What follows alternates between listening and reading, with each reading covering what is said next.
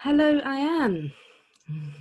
Hello, Helen. Lovely to see you and hear your voice. It's lovely to see you again. Thank you so much for talking to us. We particularly appreciate your input. Here we are dealing with an authoritarian ideology. This is something that you have particular experience of, and we're dealing with such a wide variety of people of all races, of all economic backgrounds, of all belief systems, that trying to provide advice and guidance to them of how to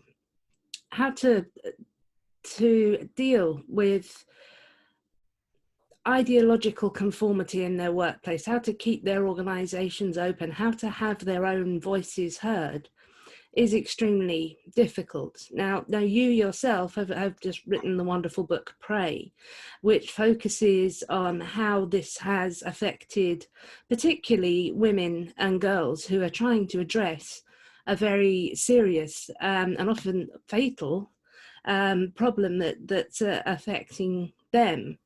How does that tie in with what we're seeing at the moment and the difficulty of having these conversations? I think first and foremost, we have to start with trying to understand the problem, which Helen, you and your friends and colleagues, James Lindsay, and Peter Boghossian, you've done a very good job of that. And then I would say the next thing is, so it is an ideology and they do want us to conform. And the more I look into it, the more it reminds me of the Islamists, the radical Muslims, who also had this ideological agenda. And I find some similarities there. First of all, there's this it's totalitarian, as you mentioned in your question. They want to dictate what the family is supposed to look like, what it can and can't do. Then they get into really intimate things like sexuality, and then they have rules for that, and one has to conform. One may not ask questions. I look at some of their prescriptions, such as abolishing the nuclear family. I thought, as liberals, what we wanted to do was not abolish any type of family, but give the individual, the freedom and the context within which to choose what kind of family that they wanted to establish. In any case, they have something to say about the family, they have something to say about associations, they have to say something about sports, they have to say something about food, they have something to say about everything. And they want you to conform. So in that sense, yes, it is a totalitarian ideology and it's frightening. If you ask me about girls and women, I come into this, I was raised a Muslim, and I discovered myself as an individual, and I wanted to make choices that weren't attractive to my parents and the rest of my community. But people tried to stop me from doing that by using intimidation and force. And what I see, the woke people, critical race theory, critical justice theory, it's similar tactics of intimidation and trying to silence people, trying to make people conform into this narrow ideological path, not through consent, but through force. And all of this is then argued with a jargon, you are familiar with it, that says it's all about equality and justice and diversity and inclusion.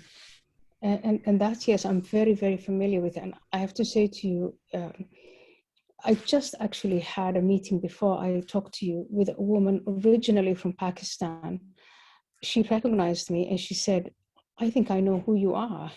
And we had a little chat. And then it took her about 5 minutes to tell me her life story, which is she was born and raised in the UK, was taken by her parents to Pakistan, and then they tried to force their worldview onto her.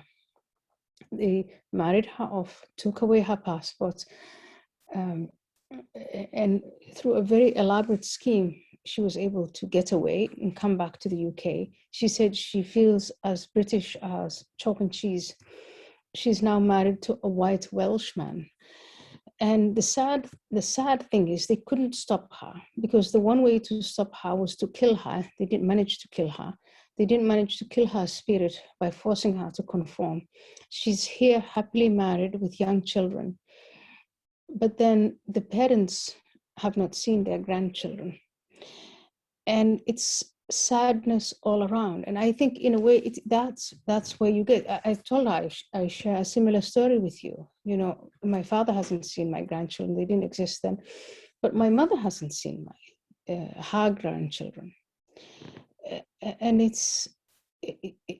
you have to constantly ask yourself, what is the price that you are willing to pay for an ideology?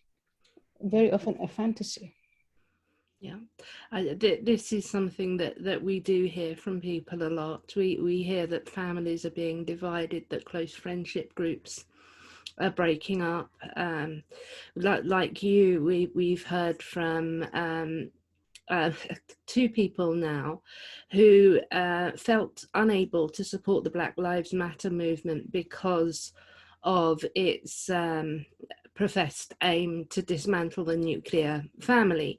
One of them was a South Asian Sikh woman, one of them was a Black Muslim woman, and they believed in the family structure very, very strongly. And I think this is something that gets missed, because they were both accused of not believing that Black Lives Matter, because they didn't support the movement, because the movement included some ideas that weren't suitable for Black and South Asian people who have some quite socially conservative views, and you know, they have the right to. So this is something that is quite frustrating, and it's really a lack of cultural competence. So trying to get through to people that this critical social justice idea, it really is a Western ideology. It really isn't suitable for everybody. It's ideas of gender, feminism, sexuality, and race particularly, aren't going to be agreed with by everybody, is really quite a challenge. And I think we hear quite often from ex-Muslims particularly how much difficulty they are having in addressing these issues, and we're getting quite a strong ex-Muslim community who are saying precisely this thing. This reminds me of what I came away from. I wanted to be a liberal humanist. I wanted to be an individual, and I couldn't. I still want that, and I still can't. Yeah. Is that what Aisha was saying to you? Is that how you've experienced things? It's how I've experienced it, because obviously when I found myself in the context of rebelling, yes, as in not wanting to conform to the religious ideology of my parents and my environment, the first community I found myself working within, or I had my friends and my colleagues, was within the people on the left. I worked for a social democratic think tank.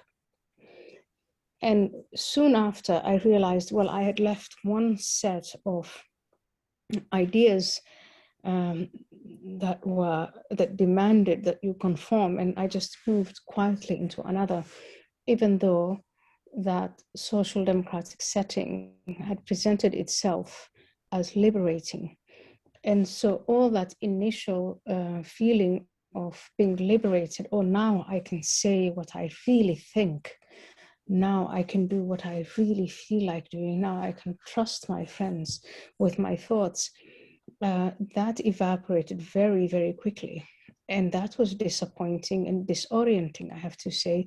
And for some of my friends from Egypt, from other North African countries, it was traumatizing, because they felt they had the courage and the resilience to stand up to the religious tyranny.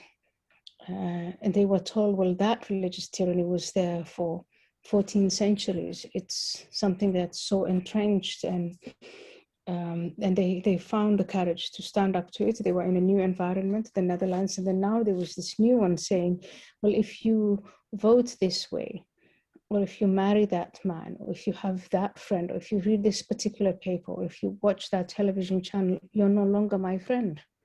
I don't want to have anything to do with you. This is before social media came along, before the dogpiling, before all of this. So I think in a way, it starts to get very tricky, because for those of us ex-Muslims and other immigrants who may not be religious, but who may come from cultures where you're required to conform without questioning anything, I think maybe we deluded ourselves into thinking, if I go into, a Western society or classical liberal, I don't think we really thought classical liberal, but if I'm in a liberal society, things will be different. And then now, frighteningly, things are not different. And I'm very, very careful, because I don't want to throw out the whole of Western civilization. Western civilization gave us the Enlightenment, gave us classical liberalism, and it equipped us with the language to ask questions, and not to settle down for answers just because people have been doing it for years or centuries. And so that is still the part of Western civilization that I find very, very attractive.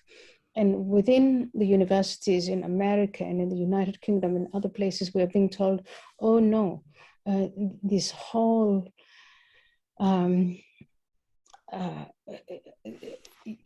infrastructure of a free inquiry and enlightenment and objectivity and science, it really is a camouflage for white supremacy and for racism and structures of oppression. So you must reject it. And I think if we reject that, then the question is, what then? Where do we go from here? Precisely. I think there are a lot of people asking that question. For us, as a liberal humanist organization, we will just keep fighting to maintain that society and develop it and continue the free speech, freedom of belief, the advance of knowledge and moral progress. We'll always keep fighting against that. The enemies of it may change, may vary, may be multiple, but we'll keep fighting it. But what would you say to those people who are coming to us and they're saying that they feel that they have no place? They've left their traditional religious community and are no longer welcome there. They've then joined various communities where they felt they'd be welcome in leftist circles, and they find that they're not welcome there unless they conform to a different kind of orthodoxy. And they feel very isolated, they feel intimidated, they feel silenced. What would you say to encourage them, to give them hope? You're not alone, to begin with. And because as you discover you're not alone, you will also discover just the diversity of the people who have this longing to be free, and who long to discover objective truth, who are really attracted to reason and the values of the Enlightenment. That's what I would say. And then number two, I would say, find those individuals and organize. Because I was so individualist in my approach at first, I thought, well, all the work had been done, and all I needed to do was just surround myself with the books and the friends and the movies and the type of culture that's attractive to me. I didn't realize that you actually had to be active around organizations existing, or maybe new ones to be built, but that you had to engage in that sort of thing to keep the pillars of liberty going. So I look at an organization like Counterweight, and I would say that's precisely what I want to be a part of. In America, there is FAIR, the Foundation of, against Intolerance and Racism. again, established with your help, and Peter and James and Barry Wise and Brian and others. And at first when this comes into your inbox, you will say, but why do I need to do that? Until you see the problem on your table, until you find yourself being cancelled or being scolded for something you've never done, or you just have to scratch your head about a colleague who says, my work is not being published, or a colleague who says, I think I'm going to lose my job. Because why? Because I said women have vaginas. And that these days, something like that could get you into big, big trouble. And that, I think, is where people should say, well, let's organize. I'm a proud member of Counterweight, and I want to do everything I can to make it successful. And let me say something about Counterweight and other emerging organizations like that who are just absolutely trying to do their best to preserve the values of the Enlightenment, is that they are truly diverse. Not in terms of only skin color. Yes, they're racially diverse. They're diverse in terms of sexual orientation, but they're also, most importantly, diverse in terms of ideological outlook. If you say to me, Helen, we're going to exclude conservatives, I'll say, I don't want to have anything to do with it. I happen to be a liberal. But if the minute you say you're going to exclude other people because of what they think, then I think that can't be a legitimate organization for freedom. Because freedom of thought, that's uppermost, where you can live with your conscience. Thank you. Yes, we agree completely. Viewpoint diversity is extremely important, and when we speak of liberal humanism, we're speaking in that broadest sense. There are liberal humanists who are conservative. There are liberal humanists who are left-leaning. Liberal humanism is that broadest sense of accepting the widest range of people. The only people we don't want is the people who won't do that, either the genuinely white supremacists or the people who won't accept any criticism, the critical social justice people. The vast majority of people are willing and open to a variety of viewpoints, and we'd like to bring them together. And we are absolutely delighted and very, very honoured to have you on board. Thank you. Thank you so much. Thank you for having me. And please let me know what I can do and how I can help. And I think this is the fight of our times, and very, very honoured and proud and humbled all at the same time to be in this fight with you.